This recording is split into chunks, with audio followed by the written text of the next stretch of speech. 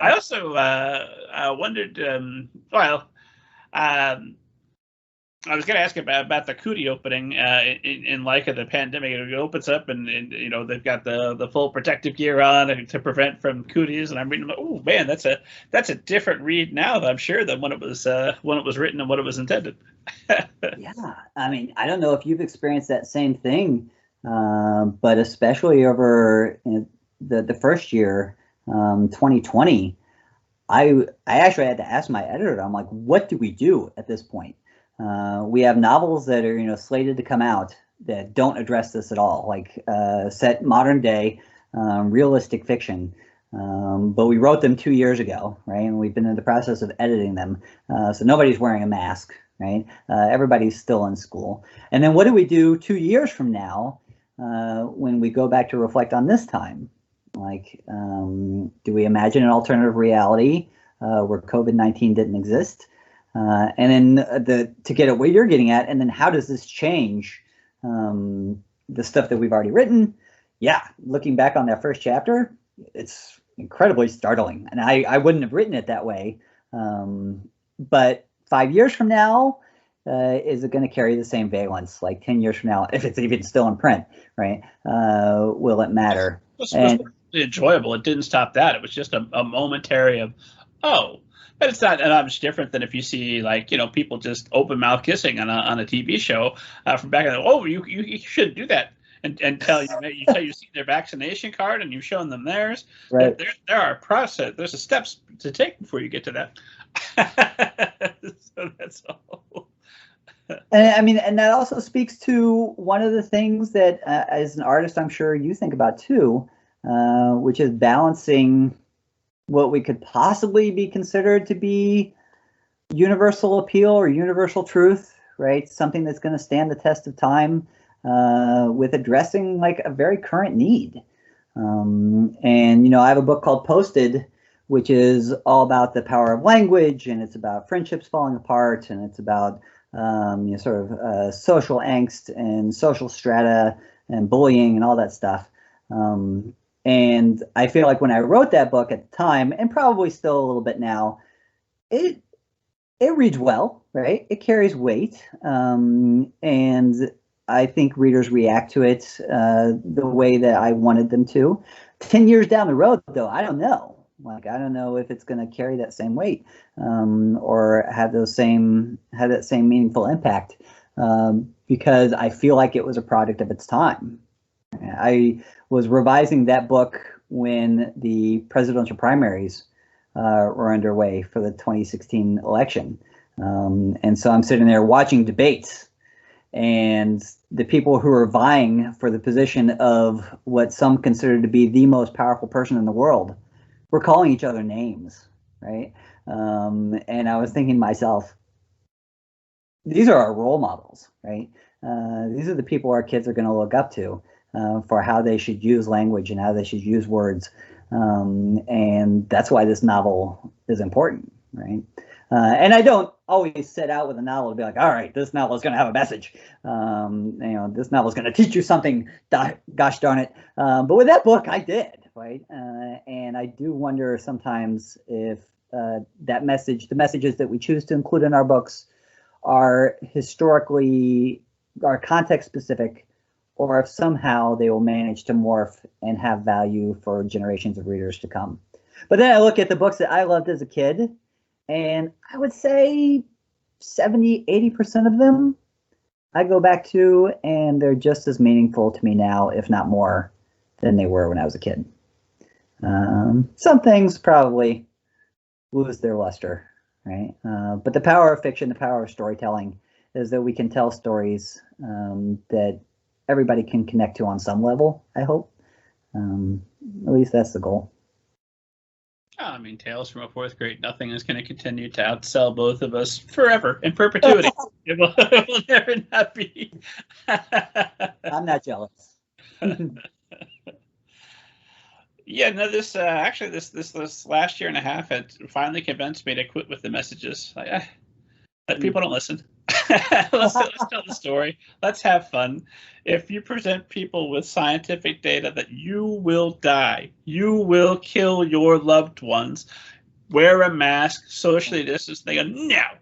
All right, man. What is the middle grade ninja gonna say in the face of that? You've made your choice.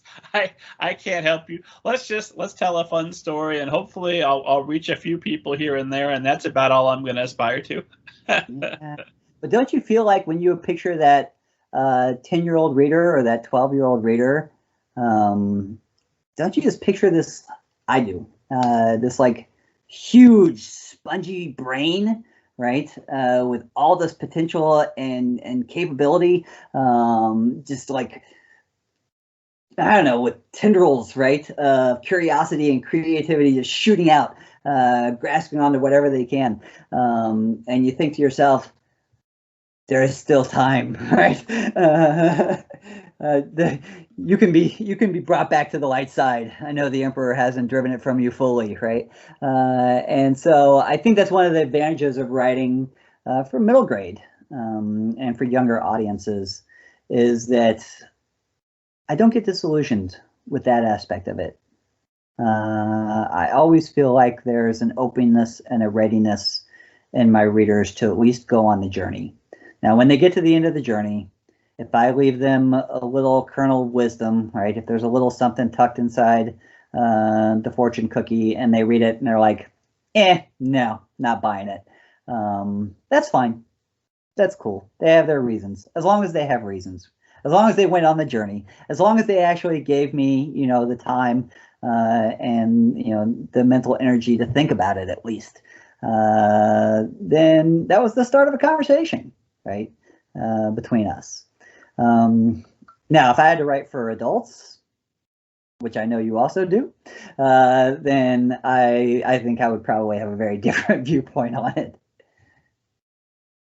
Well, those, I mean, not all adults are lost causes. Some people do see the light.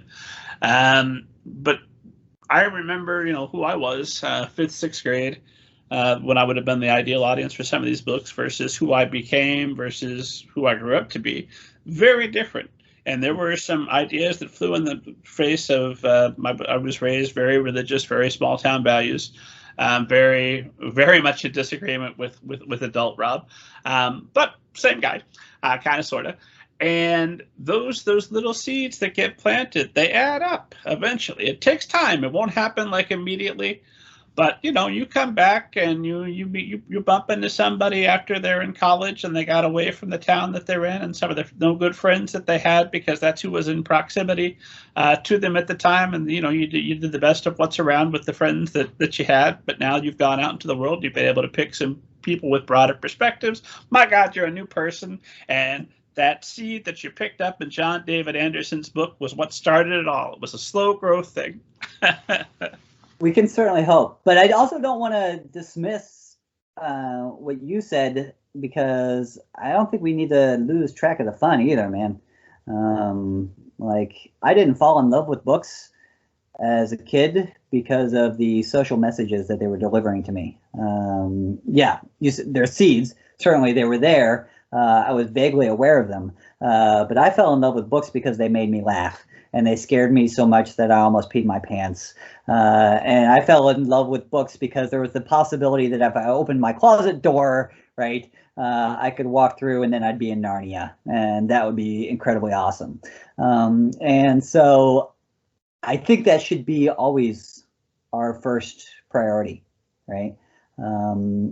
Make it fun. Make it adventurous. Use our imaginations and our creativity to get them to love to read. And then, once they're hooked, we can needle them and poke them and say, think about this, consider this, open your mind, right? And that's great. And I've met, hundreds, thousands of young readers who are infinitely smarter and wiser than I am already. And I attribute that to the fact that, honestly, they read books, right? They got hooked at them at a young age. Somebody read to them in bed, and they've explored all kinds of places that they couldn't get to otherwise. and put themselves in other people's shoes, and it's created empathy in them, and it's created an awareness, and those are things that we actually only get. That's a place we only get to once we've already discovered the joy of reading, right? The pleasures of escaping and investing in characters and getting to that climax and seeing it all come together. So we got to do that first, and then whatever room's left over, maybe try to change the world. I don't know. That's true. I like it. One pizza and Batman at a time. Ambitious. You've only got so much time. Why not? But no, you're right. If you don't get them entertained and get them paying attention, then you're not going to get to the point where the seeds are there that they're paying enough attention. I remember I just liked The Giver as a great science fiction story when I read it, and it wasn't until I grew up that I said, "Oh, wait a minute." It ain't even like that joke that you get on the way home, except the way home is 12 years later. Oh, that's what it was. Exactly. Oh man, I love that book too. And I think about the books that I loved as a kid. I couldn't tell you what the redeeming value, like the underlying social message of Lloyd Alexander is. I just remember devouring those books, though, right? The High King and Terran Wanderer and all those, and the Black Cauldron. And now when I look back on it, the value wasn't in anything that I learned, like I'm sure there's a message there. Be friends with creatures who have crunchies and munchies, right? Dark Lords are bad, whatever. This seems to be a recurring message, right? In middle grade literature. Dark Lords bad, crunchies and munchies good. But I think for me, like the value in that book was just broadening my imagination, right? And that's something else that young people's literature does, is it shows just how vast our creative minds are. And I don't know about you, but a lot of my first things that I ever wrote were just copies of things that I loved. My very first novel was called Loath to Be One with the Universe. I wrote it when I was 17 years old. It was 150 pages long. I wrote it on a Brother word processor typewriter with a 3.5-inch floppy disk drive, right? It had a 3-line LED screen. I finished that puppy, 150 pages. I hit print. It said insert paper. So I did, and it typed it out. One letter after another, and then I had to insert another. It took me 3.5 hours to print my novel, right? Which is kind of ridiculous. So you're done. Your novel's gone forever. Right? Exactly. But you know what it was? It was Hitchhiker's Guide to the Galaxy Redux, right? It was just me appropriating Douglas Adams to my own ends, down to his narrative voice. I mean, it was fan fiction without necessarily using the characters' names. But it's because I recognized all the potential in that universe that he had created, and I fell in love with it. And so even if nothing else, if we write books and we create works of art, and that causes the next generation to become more creative and invested in their own imaginations, then they'll write great works and create great works of art.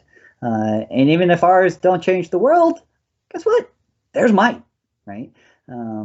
So I never try to underestimate the influence that one of my books can have on a reader, because I understand the influence that so many books have had on me. Well, even on the off chance, and we know this isn't the case because you've already had quite a bit of a positive reader reaction to your books. Readers that have been impacted by your books. But even supposing that weren't the case, that we could guarantee that would never happen, the impact I think that it would have on the writer to have made your own life better, to have written the thing, would still not be inconsiderable. Yeah. I mean, you balance that against all your other needs, right? And I'd be lying if I said it wouldn't be infinitely harder to be a writer and not have it as my career, right? That being a published writer makes writing that much more guilt-free, as it were. And so that when I want to spend 6 hours in a day, in my own imaginary worlds, I can at least point to the occasional paycheck that it brings in. Be like, it's okay, honey. This will pay off in the long run. I promise. And it does. I mean, obviously, it puts added pressure because then you're not just writing for yourself. You're writing to be published. You're writing because you know that there's readership out there that has their own expectations. But I guess what I'm trying to say is, I think, incredibly valuable for the writer to have done it. But I'm also incredibly grateful and thankful that I get to do it for a living, and so that there's a space, sort of a dedicated space in my life where I don't feel like I have to sacrifice so much to do it. And I think about all those writers out there who do work other 40-hour jobs or 2 jobs and raise their kids, and it's 11 o'clock at night and they still feel that artistic impulse and they're bone tired and exhausted, but they really have something important to say to the world, and so they stay up until 2 o'clock in the morning getting that on paper. And I'd like to think that I have the chutzpah to do that, and maybe when I was 20 I could have, but now, like, those people, they definitely have my admiration. And I tell them, I'm like, you guys are heroes. Like, anybody who finds the time to write among everything else that's going on, if it's not their career, if it's not their job, like, that is dedication. But, maybe, I mean, that's where I got started too.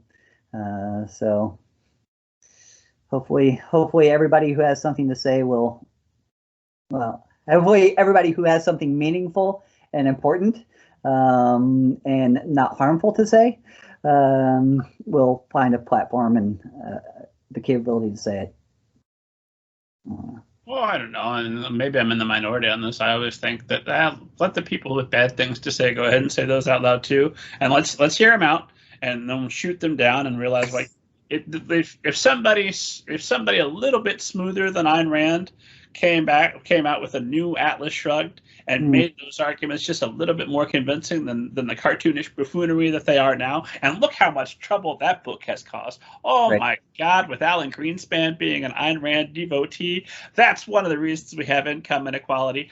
Ayn Rand did it to us. But, if somebody, you can look at her ideas and say, oh, this is just a lonely person who did a lot of methamphetamine toward the end of her life, who the whole book is about, I'm right and you're all wrong, and I'm going to go with John Galt to a secret place, and I'm going to be okay there. And, like, that, to me, that's transparent. Like, oh, you needed a hug. You didn't need a 1,000-page book. But if somebody just a little bit more clever than that came along and put some spit shine on that, that would be worse. So no, leave Atlas Shrugged right where it is so people can read that, see it for the cartoonish buffoonery it is, shoot it down, and then have that idea rejected. You're inoculated against that silly idea, hopefully going forward. I guess, I mean, I didn't think about the idea of inoculation, right? Ideology inoculation. There is definitely tremendous value in that. We need more inoculation in this world, between you and me, right? Maybe, I don't know. Maybe it doesn't always work out, because there Alan Greenspan, by all accounts, pretty smart guy, still fell for it. So I don't know.